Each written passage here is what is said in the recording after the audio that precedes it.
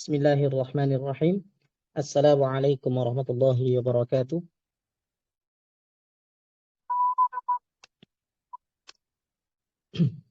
Alhamdulillah.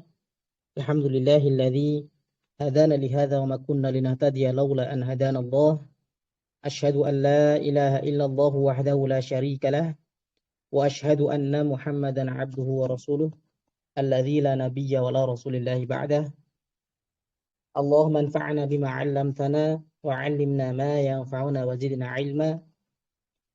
Allahumma atlik alsinatana bi tilawati kitabik warzuqna tilawah sahihah fasihah mutabiqah lil manquli an Rasulillah sallallahu alaihi wasallam min ghairi ziyadah wala nuqsa ma'a tadabbur wa tafakkur wal amal bi muqtadal Qur'anil azim innaka ala ma tasha'u qadir wa bil ijabati jadir wa ba'd. Alhamdulillah, pada malam hari ini kita akan sharing terkait dengan sifat huruf aridhah, yaitu lebih fokus pada pembahasan tafkhim dan tarqiq insyaallah taala. Yang mana sebelumnya kita sudah bahas terkait makharijul huruf dan sifatul huruf di channel YouTube Al-Markazul Alami lil Qiraatil Ashr fi Indonesia. Bisa nanti dicari di YouTube. Dan insyaallah taala di malam hari ini kita lanjutkan bagian berikutnya, yaitu terkait dengan tafkhim wa tarqiq, yang mana masih juga dalam kompleks pembahasan fasahat lisan atau tajwidul huruf. Sifat-sifat huruf kita nggak bahas, bisa nanti dipelajari. Adapun bagi yang ingin mendapatkan modul, bisa nanti setelah pembahasan selesai ya, bisa kita bagikan. Karena malam hari ini kita menggunakan kedua handphone kami, tidak menggunakan laptop, jadi akan sulit nanti kalau untuk minta dibagikan filenya. Nah, sebagaimana yang kita ketahui, kita pelajari sebelumnya, sifat huruf itu terdiri dari dua. Secara umum ada dua, lazimah dan aridhah. Lazimah atau juga dzatiyah, kemudian yang kedua aridhah. Lazimah yang berkaitan dengan hams, jahr, syiddah, rikhwah, dan lain sebagainya. Sedangkan aridhah adalah sifat yang tidak selalu melekat pada satu huruf tertentu. Nah, kadang ada, juga kadang tidak ada. Di antaranya yang disampaikan oleh Al-Allamah As-Samanudi dalam kitab La'ali'ul Bayan, bahwasanya sifat aridhah itu termasuk izhar, idgham, qalb atau iqlab. Begitu juga ikhfa, tafkhim dan tarqiq. Semuanya termasuk sifat aridhah. Juga mad, qasr, ya, perubahan harakat. Begitu pula sukun dan sakta sebagaimana yang dihikayatkan. Gambarnya itu seperti ini. Ya, sifatul huruf, sifat lazimah atau dzatiyah, ya, ada yang memiliki lawan dan tidak memiliki lawan. Itu sudah kita bahas. Dan aridhah, tafkhim, tarqiq, ikhfa, iqlab dan lain sebagainya. Nanti akan kompleks membahas tentang tafkhim dan tarqiq. Sebagaimana nanti ada bagan yang mudah insyaallah taala dalam kita memahami, dan juga nanti bisa mudah pula ketika kita mengaplikasikan ke dalam bacaan, yang mana fardhu ain wajib ya secara praktek ya, menerapkan tajwid. Dengan teori ini fardhu kifayah. Wallahu a'lam. Nah, sedangkan di awal kita akan sampaikan makna tafkhim secara ringkasnya saja. Tafkhim itu secara bahasa at-tasmin atau penggemukan, atau juga at-tabkhim, yang mana artinya pembesaran atau perluasan. Ya. Pada intinya terjadi ya pada suatu huruf pada saat mengucapkannya penebalan ya, di mana mulut penuh dengan gemanya. Istilah tafkhim juga ada yang sama maknanya, yaitu taghlid, ada juga tajzim ya, sama saja. Taghlid ini lebih cenderung khusus untuk lam. Sedangkan kalau di dalam riwayat kita yang kita baca, riwayat Hafs an Asim, min tariq Syatibiyah lebih cenderung dinamakan tafkhim. Nah, sedangkan mungkin di dalam lain riwayat, contoh halnya Warsh ya, itu lebih cenderung dinamakan talil untuk lam. Cara mengucapkannya ya, cara mengucapkannya dengan cara mengangkat lidah. Dan ini merupakan asas pokok pentingnya. Ya. Naiknya pangkal lidah ya, bukan ujung lidah yang terangkat ya, tapi naiknya pangkal lidah saat mengucapkan huruf-huruf tebal ya, serta juga dengan ketegangan ketika mengangkat lidah tersebut nanti bisa menghasilkan cekungan di tengah lidah tempat suara berkumpul. Nah, juga bersama dengan itu kita memperluas rongga mulut sehingga suara dari paru-paru naik ke arah langit-langit dan mulut menjadi sempit. Nah, hasilnya nanti jika benar caranya, nanti mulut dipenuhi dengan gema sehingga mengakibatkan suara terdengar tebal. Ada gambarnya ya. Demikian. Ya, ada gambarnya. Nah, di antara kekeliruannya ya untuk huruf tafkhim sering terjadi seperti ini. Memonyongkan bibir pada saat berharokat fathah. Ini di dalam kitab Nihayatul Qaulil Mufid, Syekh Al-Juraisi mengatakan, menegaskan bahwa tafkhim sebuah huruf itu ya, sesuai dengan kadar sifat isti'lanya. Sementara isti'la sendiri itu proses terangkatnya lidah, sehingga suara tafkhim tidak ada sangkut pautnya dengan kedua bibir. Ya. Beliau menegaskan, mengatakan juga bahwa di antara perkara baru yang diadakan dalam baca Al-Quran adalah di antaranya memonyongkan kedua bibir pada saat mengucapkan huruf-huruf tafkhim. Yang fathah ya, dengan monyong tidak diperkenankan. Ini termasuk bid'ah atau perkara yang diadakan. Ya. Maksud menguatkan ketebalannya. Ya, dengan maksud menguatkan ketebalan, bibir mencucu tidak diperkenankan karena ya utamanya tebal adalah dengan mengangkat pangkal lidah.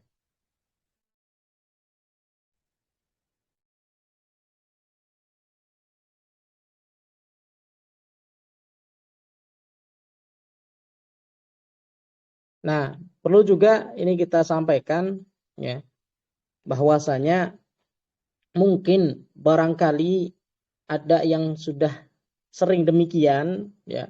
Ini fatwa yang tadi juga disampaikan oleh Syekh Quraim Rajih, Syekh Aiman Suwaid, Syekh Ibrahim Al-Mashhadani, Syekh Abdul Sattar Al-Nuaimi ya, berkata juga sama demikian. Ketika fathah tidak boleh memonyongkan kedua bibir ya, karena merupakan kekeliruan atau lahan ya. Jadi mungkin apabila ada yang memonyongkan kedua bibir pada saat mengucapkan huruf tafkhim fathah dan itu merupakan hasil talaki pada guru ya, yang dapat dipertanggungjawabkan riwayahnya, maka sesungguhnya tidak setiap riwayah itu yang kita dapatkan dari talaki bisa langsung diterima dan diamalkan. Tidak bisa langsung diterima dan tidak bisa langsung diamalkan.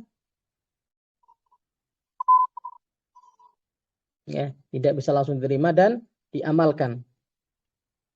Yang mana Syekh Ar-Ma'anasyi juga menyampaikan apabila rantai silsilah bacaan semakin panjang, rantai sanad semakin panjang, maka terselip beberapa penyimpangan dalam cara membaca kebanyakan guru Al-Quran. Nah, sedangkan seorang guru yang mahir yang dapat menghimpun riwayah dan diroyah, riwayah penukilan, diroyah atau teoritisnya, yang cerdas dalam meneliti setiap detail penyimpangan yang terjadi, maka makharijul huruf dan sifat-sifatnya lebih langka daripada belerang merah atau jarang ditemukan. Dan maka bagi kita wajib ya untuk tidak benar-benar hanya berpedoman pada teori dan praktek yang disampaikan oleh guru-guru kita semata, melainkan mesti memperhatikan terlebih dahulu penjelasan dari permasalahan-permasalahan ilmu tajwid yang telah diuraikan para ulama dalam kitab-kitab mereka. Nah, kemudian juga kita komparasikan dengan apa yang kita dengar dari guru-guru kita. Nah, apabila sesuai dengan apa yang dijelaskan dalam kitab, maka berarti apa yang kita dengar merupakan kebenaran. Namun, apabila bertentangan dengan penjelasan para ulama maka yang benar adalah apa yang termaktub dalam kitab-kitab. Ya. Yang artinya bahwasanya kekeliruan yang muncul dari para ulama generasi belakangan yang jelas-jelas bertentangan dengan pendapat dan fatwa para ulama terdahulu tidak bisa menjadi hujjah dan pembenaran dalam tilawah. Ya.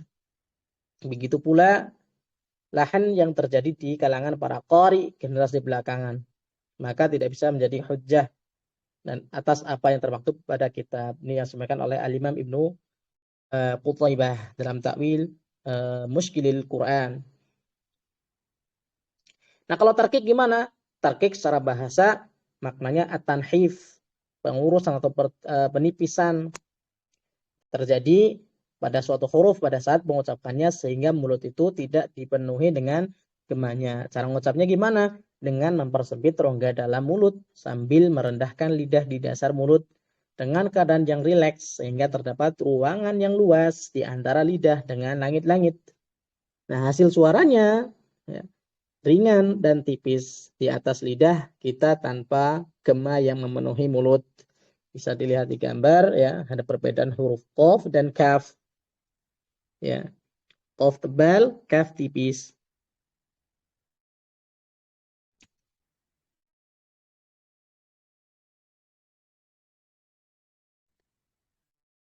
Nah, hukum asal huruf hijaiyah ya sebagaimana kita ketahui ya dibaca tebal dan tipis mengikuti sifat lazimah yang melekat. Apa? Sifat apa? Huruf-huruf yang bersifat isti'la ya, pasti selalu dibaca tebal. Sedangkan huruf istifal secara umum dibaca dengan tipis kecuali huruf alif, lam, dan ro. Ya, kecuali huruf alif, lam, dan ro. Seperti ini. Nah, langsung aja nanti kita membahas tentang tabel bagian ringkasnya. Ya, huruf hijaiyah, ya, isti'la selalu tebal, tafkhim lebih-lebih nanti yang itbaq. Nah, sedangkan istifal secara umum selalu tarqiq. Nah, akan tetapi untuk alif, lam, dan ro kadang tafkhim dan kadang juga tarqiq.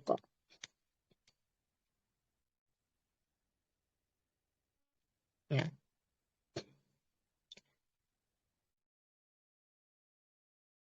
Bisa dibaca, dipahami ya modulnya. Nah, nanti ada yang isti'la yang bukan itbaq. Isti'la tapi sifatnya infitah. Ya. Isti'la tapi sifatnya infitah. Bagaimana? Ya, akan kita sampaikan. Isti'la yang sifatnya infitah tetap juga tebal, tidak jadi tipis. Ya. Tidak jadi tipis. Nah, pada kondisi tertentu, ya, terjadilah namanya tafkhim nisbi. Ya, yang mana huruf isti'la yang infitah berharokat kasroh, maka huruf-huruf tersebut berada pada level tafkhim yang sangat rendah. Bukan berarti jadi tipis, bukan. Tapi tafkhim yang rendah. Ya. Apa saja kondisinya? Pertama, ya, ada 3 huruf. Kho, ghain, dan qaf. Ya. Ketika kasroh, jelas. Ya. 3 huruf itu. Nah, ketika kasroh ini terjadi tafkhim nisbi. Yang kedua, sukun didahului kasroh. Kho, ghain, qaf. Ya, kita jelaskan dulu. 2. Kho dan ghain, sukun sebelumnya kasroh. Il. Nah, ini terjadi tafkhim nisbi. Akan tetapi untuk qaf, iqo. Ini tidak. Karena qalqalah sudah pasti tebal. Qalqalahnya qaf sudah pasti tebal. Nah, yang ketiga, sukun ya didahului ya sakinah. Ya, ada contoh zaighun disukun zaigh. Ini terjadi tafkhim nisbi. Yang kedua, syaikhun disukun syaikh. Terjadi tafkhim nisbi. Demikian untuk terjadinya tafkhim nisbi pada huruf isti'la yang sifatnya infitah bukan itbaq. Nah, ada juga tingkatan tafkhim, namun bisa dibaca saja ya. Untuk tingkatan tafkhim kita lanjutkan langsung pada bagannya. Ya, yang pertama ya, kita fokus dulu huruf isti'la. Huruf isti'la ya, khussa dawtil qil. Ya, huruf-hurufnya ya, yang mempelajari matan Jazari pasti tahu nanti ya insyaallah. Terus juga ini pembahasan di modul bagian bawah terkait dengan ikhfa bila mana bertemu dengan huruf isti'la gunnahnya tebal. Nah, yang dibaca tipis selain huruf isti'la atau huruf istifal, kecuali alif, lam dan ro, kadang tebal, kadang tipis. Nah, gunnah atau ikhfa ya, gunnahnya ikhfa yang bukan ketemu huruf isti'la maka dibaca tipis. Demikian. Adapun ketepatan detailnya bisa nanti dengan talaqi insyaallah taala. Ada waktu khusus nanti bagi yang ingin talaqi khusus terkait tebal dan tipis. Semoga Allah mudahkan. Nah, berikutnya ya pembahasan yang istifal ya selalu tipis kecuali alif, lam dan ro. Ya. Kita sampaikan dulu alif yang di sini tidak tertuang ya. Alif ya. Apabila alif ya, alif mad sebelumnya fathah huruf tafkhim maka alif mad dibaca tebal. Akan tetapi kalau sebelumnya huruf tipis maka alif mad dibaca tipis. Demikian juga untuk huruf mad yang lain, ya mad dan waw mad. Berikutnya lam. Ya. Huruf lam. Lam ya, itu di dalam riwayat Hafs yang kita baca, riwayat Hafs ya, itu hanya terjadi pada lafaz Allah, lafzul jalalah. Apabila didahului oleh fathah atau dhammah maka tebal, kalau kasroh maka tipis. Demikian untuk lam. Nah, kemudian berikutnya huruf ro ya. Huruf ro. Nah, ro ini ya ada tabel ya. Ro ada tabel. Nah, ini perlu dipahami ya. Ro perlu dipahami dengan baik. Singkatnya tuh demikian. Ya, apabila ro fathah, ro dhammah tebal. Ro sukun sebelumnya dhammah atau fathah tebal. Ro sukun sebelumnya hamzah wasol, ro-nya tebal. Ya. Ro sukun setelahnya huruf ro ini fathah atau dhammah, akan tetapi huruf isti'la meskipun sebelum ro ini kasro maka tebal. Ya. Berikutnya ya, ro sukun sebelumnya waw mad atau alif mad. Nah, yang terakhir yang tebal ro sukun sebelumnya fathah atau dhammah. Ini ro-nya dibaca tebal. Nah, yang selalu tipis ro kasroh. Ro sukun sebelumnya kasroh. Ya, kemudian ro sukun sebelumnya ya, sebelumnya fathah atau kasroh. Yang terakhir ro sukun sebelumnya kasroh. Nah, ini nih yang kadang tebal, kadang tipis. Boleh tebal, boleh tipis ya. Boleh dibaca tebal, boleh juga dibaca tipis. Ketentuannya begini. Kalau setelahnya ada huruf isti'la berharakat kasroh dan posisi ro itu sukun, sebelumnya sukun, maka ini boleh tebal, boleh tipis. Nanti contohnya kita sampaikan. Ro sukun, sebelumnya ada huruf isti'la yang mati atau sukun, sebelumnya kasroh. Ini boleh tebal, boleh tipis. Nah, yang terakhir, nah ini yang jarang-jarang dipahami, ya. Ro, kasroh, setelahnya ada ya, sebelumnya sukun, sebelumnya fathah atau dhammah. Tetapi ya yang setelah ro ini dihapus. Nah, ini jarang-jarang yang memahami ini. Ya. Di mana saja? Ya, di mana saja? Ya, kita rujuk ke modul.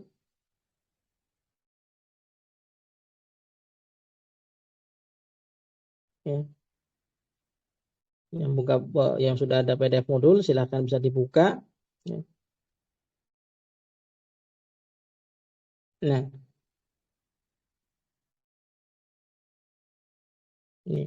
Ini tadi kita sudah sampaikan ya dalam riwayat Hafiz ya, Imam Hafiz seluruh ro dibaca tafkhim kecuali apa yang disebutkan dalam bait dan beberapa tambahan, contohnya syarri tipis ya, kasroh ya, sukun sebelumnya kasroh asli dan setelahnya bukan isti'la, wa fir'auna tipis, imalah bismillahi majreha rohnya tipis, hijr ya ini juga tipis, sering-sering dibaca, ada yang baca tebal hijr gitu. Nah, ada roh yang dibaca tafkhim tadi sudah kita sebutkan, fathah ya, tabel ringkasnya, sukun sebelumnya fathah, sukun sebelumnya fathah, sukun sebelumnya alif mad. Nah, ini tebal. Ada 4 kondisi juga ketika dhammah, tadi udah diringkas ya. Bisa merujuk ke situ. Ini bisa dibaca-baca saja. Ada juga yang berhubungan dengan kasroh, kasroh asli setelahnya huruf isti'la. Yang kedua sukun sebelumnya kasroh atau arid atau hamzah wasol. Nah, yang kadang tebal kadang tipis ya.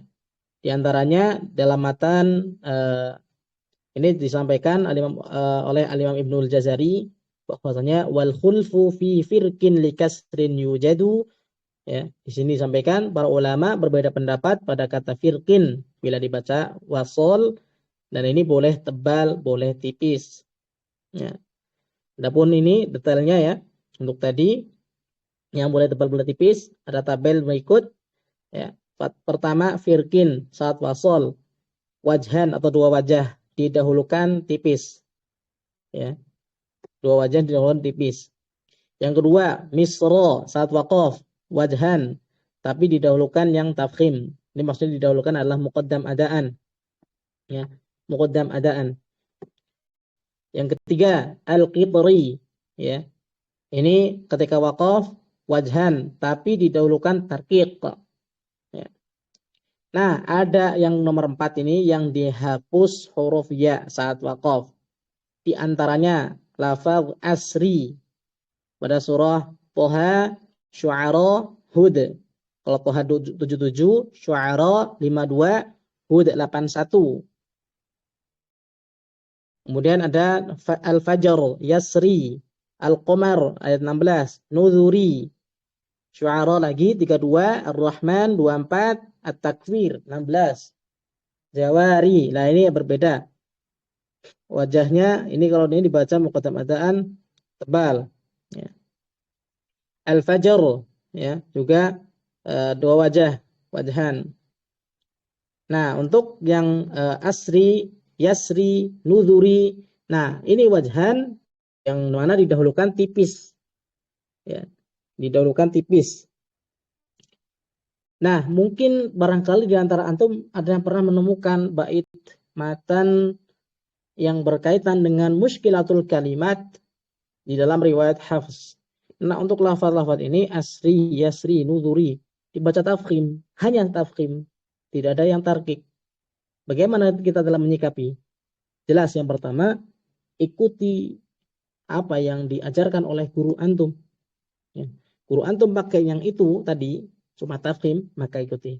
Tapi kalau guru antum yang antum ambil ambil bacaan ya, muqaddam adaan tipis, maka ikuti tipis. Gitu. Nah, adapun ya yang mana ini sering juga dibahas di kitab-kitab para ulama, kitab-kitab tajwid. Ya, contohnya Taisirur Rahman fi Tajwidil Quran dan lain sebagainya. Semua rata membahas ini. Ya, ada perkara ini. Nah, ini rata-rata dibaca tarqiq. Tinggal bagaimana antum serta lagi kepada guru. Kalau guru membacanya tafkhim, hanya satu tafkhim, maka ikuti. Ada beberapa catatan di antaranya ya. Al-Imam Ibnu Al-Jazari menyampaikan bahwa di antara keadaan tersebut tadi ada yang bisa dibaca dengan dua cara wajahan, di mana seorang pembaca Quran ini boleh milih salah satu di mana yang ingin ia kehendaki. Paling mudah mana? Monggo, silakan. Begitu. Namun ya ketika majlisul ada, apa maksudnya? Majlis dalam pengambilan sanad Al-Quran, maka wajib ya yang muqaddam didahulukan dulu sesuai tertib bacaan yang sudah disampaikan sebelum yang lainnya. Nah, para ulama ini juga sepakat ketika membaca firqin saat waqaf dengan tebal. Disebabkan penyebab perbedaannya yakni kasroh sudah hilang. Ya. Dan kaidah asal huruf ro diikuti huruf isti'la mesti selalu dibaca tebal. Ya. Ini gambarannya. Nanti bisa dilihat di tabel berikutnya. Ya, yang tadi. Dan ada di lafaz lagi al-jawari ya tadi tidak juga ulama juga ada yang juga memperbolehkan tarqiq. Tarqiq pada lafaz al-jawari. Al-jawar gitu. Tapi ya dengan menyamakan hukumnya dengan lafaz yasri. Dan sebagian ulama yang lain tidak menerima. Ini kias tadi ya, disamakan dengan yasri. Nah, maka siapa saja yang menerima kias ini, ia mendahulukan tarkik saat keduanya diamalkan sebagai lafaz yasri. Ya. Sedangkan yang tidak menerima kias ini, maka selalu membacanya dengan tafkhim. Wallahu a'lam. Tinggal nanti ikuti aja gurunya pakai mana. Gitu. Terus pada wal fajri. Ya walaupun sebagian ulama mengatakan kebolehannya membaca dengan tarkik, namun pendapat tersebut dinilai sebagai pendapat yang sangat lemah.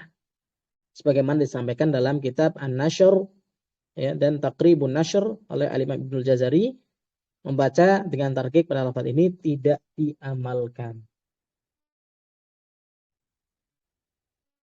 Ya, ikhfa hakiki sudah kita jelaskan ketika ketemu huruf isti'la tebal, bukan huruf isti'la tipis. Nah ini ya. Tafkhim bila ra dalam keadaan fathah atau dhammah.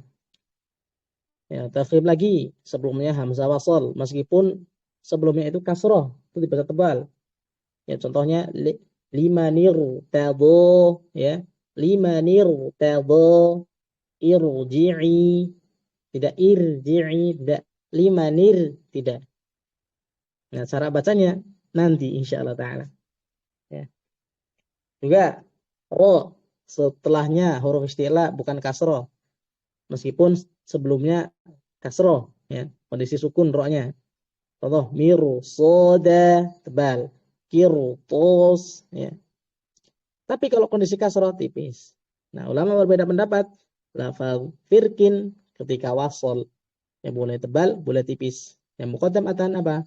Muqaddam adan sebagaimana tadi kita sampaikan bahwasanya ya sesuai apa yang termaktub dalam kitab-kitab bahwasanya tipis terlebih dahulu baru tebal ya wallahu a'lam. Demikian yang dapat kami sampaikan. Semoga Allah taala memberikan kita kemudahan atas apa yang sudah kami jelaskan ini dan juga semoga Allah taala berikan kita kemampuan agar kita bisa membaca Al-Qur'an dengan fasih dan benar ya. Dengan fasih dan benar